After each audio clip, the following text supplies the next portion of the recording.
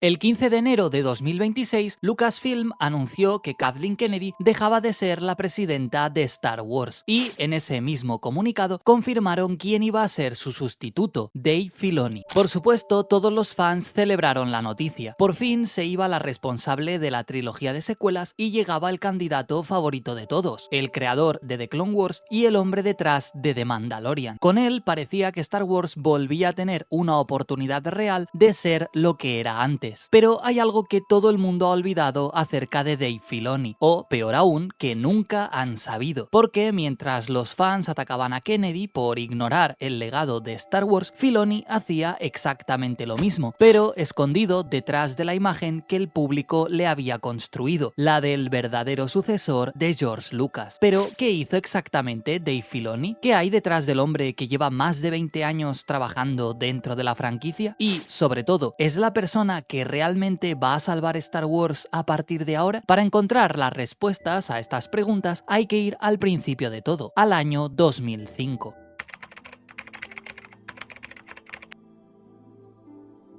En 2005, George Lucas tenía un problema. Acababa de terminar la trilogía de precuelas y quería expandir Star Wars a la televisión con otra serie animada. Pero para eso necesitaba a alguien al frente que le ayudara, alguien que entendiera su universo y pudiera gestionarlo a largo plazo. Y Lucas ya tenía a su candidato ideal, Genndy Tartakovsky, el creador de obras tan exitosas como El laboratorio de Dexter o posteriormente Primal. Ya había trabajado en Star Wars haciendo la famosa serie animada de Clone Wars en el año 2004. Así que George Lucas lo quería de vuelta para el proyecto. Quería trabajar tanto con él que, para que nos hagamos una idea de la admiración que le tenía, Lucas lo comparó con John Lasseter, el hombre que había convertido Pixar en el mejor estudio de animación del mundo. El propio Tartakovsky lo describió así. Jim Morris, que dirigía Industrial Light and Magic en aquel entonces, me dijo: George quiere convertir esto en un estudio más grande y quiere que te unas al equipo como John Lasseter. Así que yo dije: sí, quiero hacer películas, supervisaré las series de televisión. Pero sabía que Star Wars podría ser mi vida durante los próximos 20 años y no quería eso. Por desgracia, Genndy Tartakovsky rechazó el puesto y por eso George Lucas tuvo que buscar a otra persona. Así que su segunda opción fue Dave Filoni, un director de 31 años conocido principalmente por su trabajo en Avatar, la leyenda de Aang. Alguien sin ninguna conexión previa con Star Wars y que aceptó el puesto encantado. De hecho, pensó que la propuesta era una broma, porque siempre había sido su sueño trabajar dentro de la saga. Pero lo que ocurrió a continuación es lo que lo cambia todo. Lucas no le dio el trabajo que debía hacer y desapareció, sino todo lo contrario. Trabajó con él durante años, le explicó su visión de la fuerza y cómo funcionaba, le introdujo en la mitología que había ido desarrollando en las últimas décadas y le fue corrigiendo a medida que avanzaban con la serie de The Clone Wars. Pero, sobre todo, le dio algo que ningún otro creador dentro de Disney iba a tener jamás: la visión del universo de Star Wars explicada directamente por su autor. Pero entonces, después de 5 temporadas de la serie y una película proyectada en cines, llegó el año 2012, y con él la venta de la saga a Disney y el retiro definitivo de George Lucas. Star Wars se quedaba sin su director y, de un día para el otro, Dave Filoni pasó de ser el colaborador del creador a ser la única persona dentro del nuevo proyecto que había trabajado asesorada por Lucas, y eso el público lo sabía, así que los fans se encargaron de hacer crecer el mito. George Lucas era el maestro y Dave Filoni era su padawan, el heredero legítimo de la franquicia, por llamarlo así. Pero esa narrativa la construyó el fandom, no Lucas. El director en ningún momento hizo planes para dejarle la saga a él o dio declaraciones legitimándolo como su sucesor. El problema es que Filoni tampoco desmintió esa narrativa y no tenía motivos para hacerlo, porque la verdad es que estaba demasiado ocupado con los cambios drásticos que estaba haciendo Disney. Con la compra de Star Wars, la empresa no solo lo mantuvo dentro de ella, sino que le dio varios ascensos. El más importante, que Filoni se convirtió en productor ejecutivo y en el director supervisor de la primera serie animada de la saga bajo Disney, Star Wars Rebels. Así que entre 2012 y 2016 dejó de ser un creativo creativo más para alcanzar el puesto de supervisor de toda la animación de Lucasfilm. Parecía lógico, había trabajado directamente con George Lucas y era el que mejor conocía la saga después de él. Los fans estaban encantados, pero olvidaron muy rápido algo que había hecho Filoni, porque en 2014 sucedió algo clave que a día de hoy muy poca gente conoce o recuerda. En ese año Dave Filoni redactó y firmó un escrito dirigido a los fans, prometiéndoles una cosa muy concreta y muy importante de cara al futuro que él mismo no tardó en incumplir.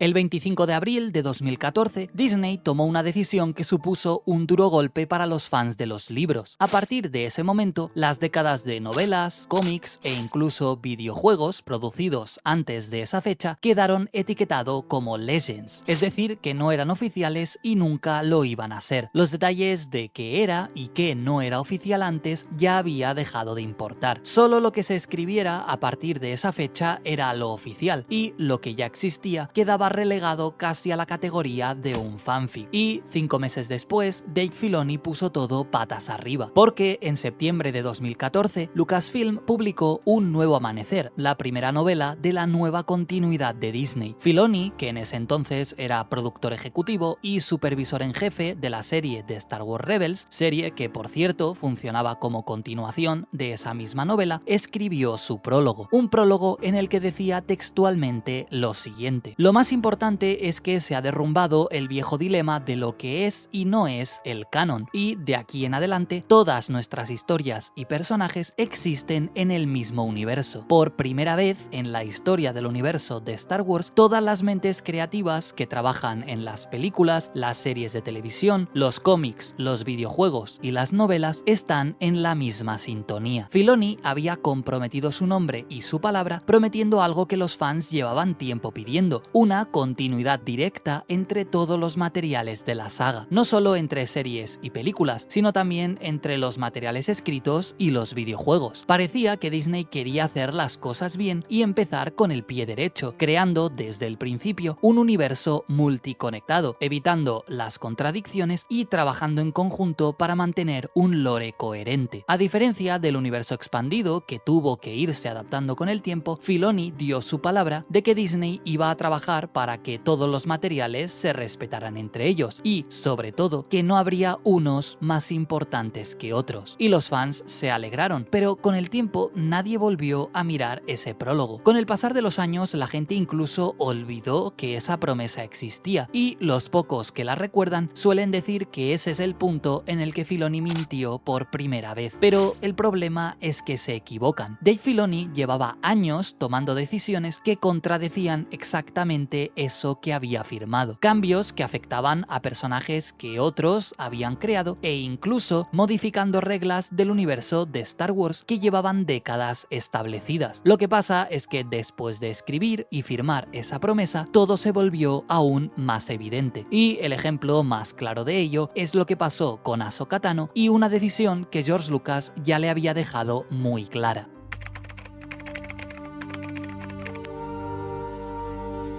Desde el principio de The Clone Wars, George Lucas tenía una posición muy firme sobre el destino de Ahsoka Tano. Tenía que morir sí o sí. Eso explicaría su ausencia en la trilogía original y evitaría problemas de continuidad cuando llegaran las preguntas incómodas. Pero Filoni no estuvo de acuerdo. Lo dijo él mismo hablando de la situación. I've always been a bit more in the Ahsoka lives camp.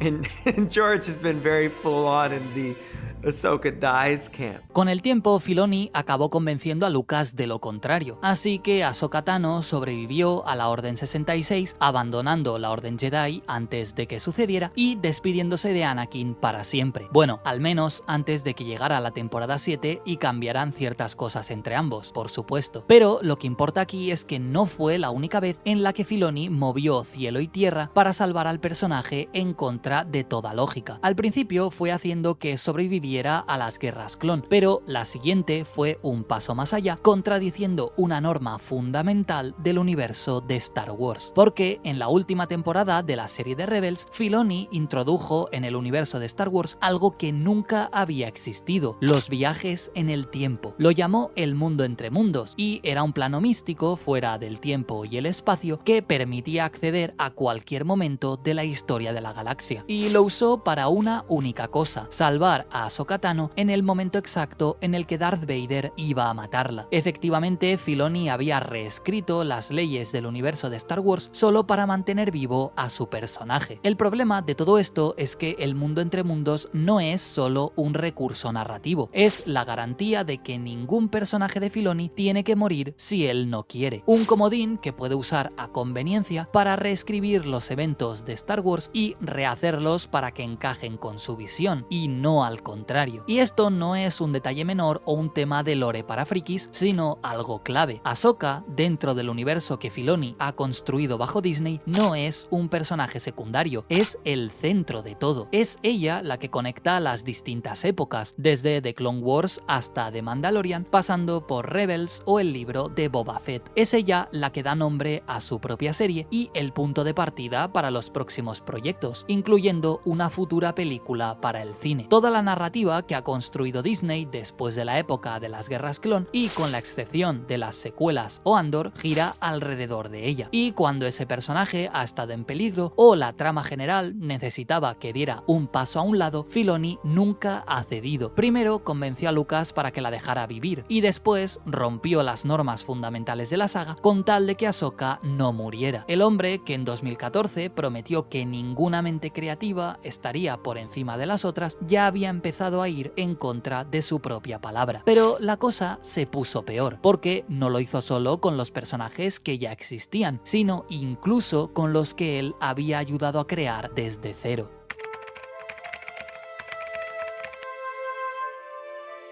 Sabine Wren es uno de los personajes centrales de la serie de Rebels, una guerrera mandaloriana, especialista en explosivos, con una afición por la pintura y cuya identidad estaba construida sobre una premisa muy clara: no necesitas la fuerza ni para ser un héroe ni para ser bueno en combate. De hecho, y durante la tercera temporada de Rebels, el equipo de guionistas discutió la posibilidad de hacer a Sabine sensible a la fuerza. Lo debatieron, hicieron una lista de pros y contras, pero finalmente lo descartaron. Henry Gilroy, escritor y coproductor ejecutivo de la serie, fue muy claro cuando habló de ese tema. I'll say that was absolutely not the plan. We really felt not only did it step on Ezra's story, but it was like a retread of, okay, we already did this. So yeah, the idea of Sabine training as a Jedi when she is already this fantastic warrior of her own type, we felt like, well, this is overkill. Filoni formaba parte de ese debate, porque era el responsable máximo de la serie y estaba involucrado tanto en la producción como en la dirección. Conocía los argumentos que le presentaron los guionistas, los escuchó y estuvo de acuerdo con ellos. Así que el personaje de Sabine nunca se desarrolló pensando que fuera sensible a la fuerza, y la serie finalizó con ella siendo únicamente una mandaloriana. Así que ese tema parecía estar cerrado. Pero, ¿qué sucedió 8 años después durante la serie de Ahsoka? Que de repente Sabine era la Padawan Jedi de la protagonista, que en el pasado había sido su aprendiz y que Ahsoka la había entrenado porque tenía la fuerza. Henry Gilroy se enteró exactamente igual que el resto de los fans. En sus propias palabras, y cuando le preguntaron acerca de este tema, lo expresó de esta forma. So honestly, I had nothing to do with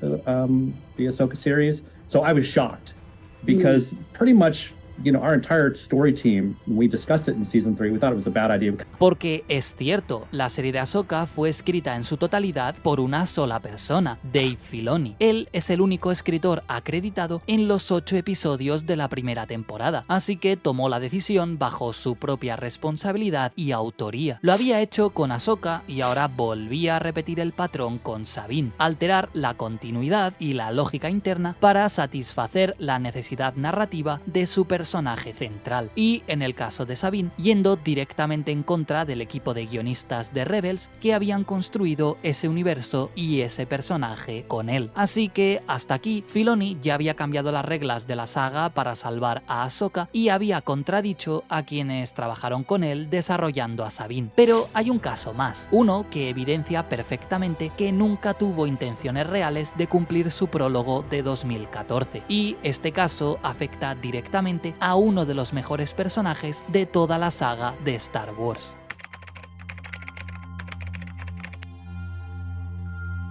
En 1991, Timothy Zahn publicó Heredero del Imperio. Fue número 1 en la lista del New York Times y la trilogía completa vendió más de 15 millones de copias. Pero lo más importante es que el villano de esta historia, el gran almirante Thrawn, se convirtió en el personaje más importante que el universo expandido había producido. A diferencia de otros antagonistas como Jedi oscuros, Sith o alienígenas invasores, Thrawn era un estratega militar de inteligencia excepcional que razonaba analizando el arte del enemigo. Este personaje mantuvo vivo el interés en Star Wars durante la década entera en la que no hubo películas, y por supuesto Disney lo quiso traer de vuelta para su propia continuidad, concretamente para la serie de Star Wars Rebels, pero no de la forma que todo el mundo esperaba. Su escritor, Timothy Zahn, intentó en múltiples ocasiones aportar su criterio sobre cómo manejar a Thrawn en pantalla, pero no lo consiguió. Él mismo dijo públicamente que no sabía si era el propio Filoni, Lucasfilm o Disney quien bloqueaba el contacto, y añadió lo siguiente: el hecho de que lleve 30 años guardando secretos no parece importar, lo veré cuando lo vea todo el mundo. Pero hay algo más, porque en 2016, cuando Filoni introdujo a Thrawn en la serie de Rebels, Timothy Zahn fue bastante diplomático en sus entrevistas. Dijo que le gustó cómo lo habían tratado, pero añadió algo que pasó casi desapercibido. Reveló que él había aprovechado la libertad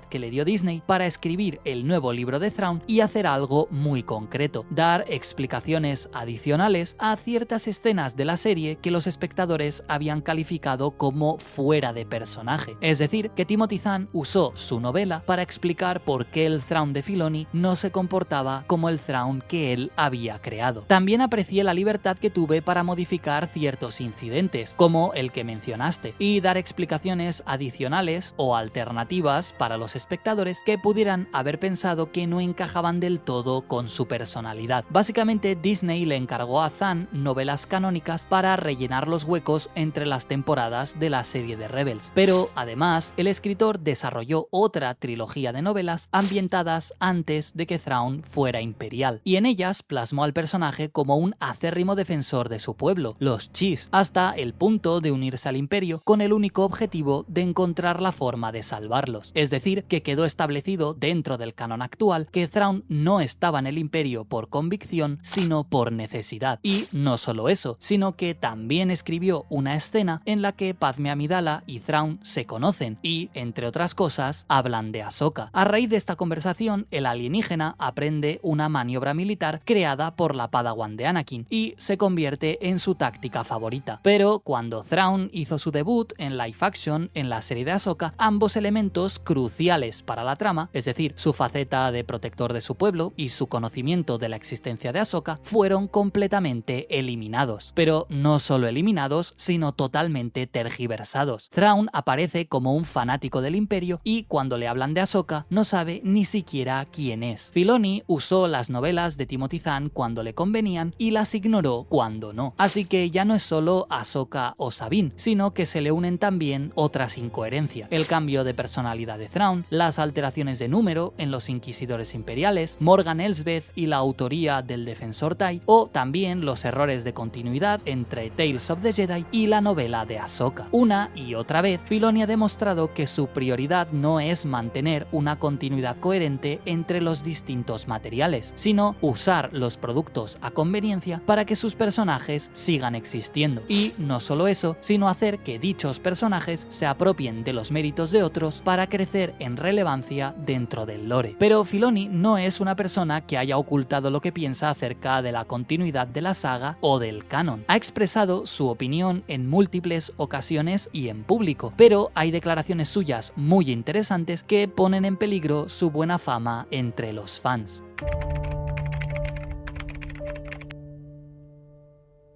La gente se enfrasca en debates sobre qué es canon y qué no, y a veces olvida lo especial que es contar una buena historia y crear grandes personajes. Parte del debate entre los fans siempre giraba en torno a ¿qué es canon? ¿Qué no lo es? Sí, hasta aquí Filoni suena razonable, y él mismo ha explicado exactamente cómo aplica esos criterios. If we tell a story in animation, or if it's in a comic, and then we bring it to the screen in a different way, we might make changes to it out of the medium, out of the bias of the person making it, but it should still maintain the heart and the important moments of what people liked about that story. When we bring a character like Thrawn from, the pages of a book to the screen, we have to make sure that that character is going to be true to who the character is. Teniendo en cuenta lo que hemos visto de Thrawn, que Timothy Zahn tuvo que dar contexto a partes de la serie de Rebels para que el alienígena no estuviera fuera de personaje, o que en la serie de Ahsoka fuera un fanático del Imperio y no recordara a la Padawan de Anakin, esas declaraciones no sitúan a Filoni como una persona de palabra, algo que ya contó Sam Witwer, quien da la voz a Darth Maul en animación, acerca de lo que le dijo Filoni a propósito de la continuidad. And he just said, Sam,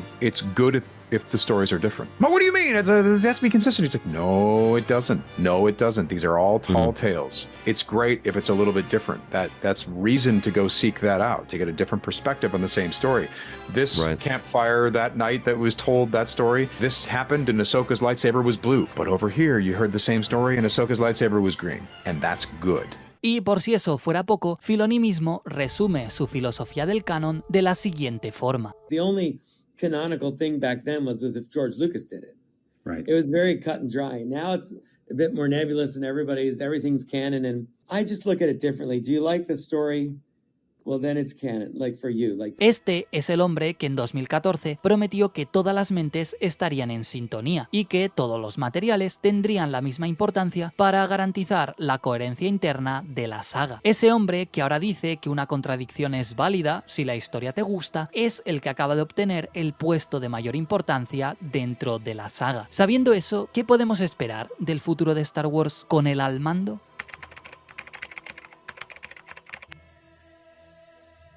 Para responder a esa pregunta hay que mirar al único momento en el que el universo de Filoni produjo algo que el fandom consideró de forma unánime como excelente, y esas son las 2 primeras temporadas de The Mandalorian. Y hay que preguntarse qué tenían esas temporadas que los otros productos de Filoni perdieron, y la respuesta está en los créditos. En más de 130 episodios de The Clone Wars, Filoni escribió o coescribió únicamente 10. Curiosamente, los arcos más queridos del fandom llevan la firma de otros: Katy Lucas, Christian Taylor, Matt Michnovet, etc. Filoni era el supervisor y quien garantizaba que todo encajara, y en The Mandalorian ocurrió exactamente lo mismo. Jon Favreau lo describió de esta manera: aunque yo era quien escribía los episodios, pasábamos muchísimas horas conversando. Le mostraba lo que estaba escribiendo y él me daba muchísimos consejos y me guiaba por el universo de Star Wars. Había estudiado con George Lucas durante una década, creo, trabajando en las series animadas, así que sentía que tenía una conexión directa con el código fuente de todo este universo gracias a él. Favreau escribía mientras Filoni orientaba. Él era el que conocía el universo mejor que nadie y ayudaba a otros a no romperlo. Y la evidencia muestra que ese papel de Filoni funcionaba y producía resultados excelentes, como es el caso de las 2 primeras temporadas de The Mandalorian. Sin embargo, eso cambió cuando Disney le dio cada vez mayor responsabilidad y capacidad de decisión. Ahí fue cuando Filoni pasó de asesor a autor único y, entre otras cosas, escribió los 8 episodios de la serie de Ahsoka él solo. El resultado fue exactamente lo que ya hemos visto durante este vídeo: el universo de Star Wars girando alrededor de sus personajes, la continuidad cediendo ante sus necesidades narrativas y, sobre todo, que su promesa de 2014 no duró mucho. Ahora Favreau ya no está al mando en una serie y George Lucas tampoco puede corregir a su pupilo. No hay nadie que le diga que no, porque es Filoni el responsable máximo del apartado creativo dentro de la saga. El mejor asesor que ha tenido Star Wars en la era Disney acaba de convertirse en su showrunner absoluto. Esa diferencia, ahora que tiene el control total, lo es todo. Y basándonos en las evidencias y en su trabajo durante los últimos 10 años, ya tenemos la respuesta de cómo será Star Wars en el futuro con él al mando. Pero la última palabra la tienes tú. ¿Qué opinas de Dave Filoni después de ver ver este vídeo? ¿Sigues creyendo que es el Salvador del que todo el mundo habla? ¿O algo ha cambiado en la percepción que tienes de él? Deja un comentario con tu opinión y lo leeré encantado. Por aquí te dejo otro documental como este, en el que habló de cómo fue la compra de Star Wars por parte de Disney y de si George Lucas fue un ingenuo o realmente lo engañaron. Si te ha gustado este, te prometo que este otro te va a encantar.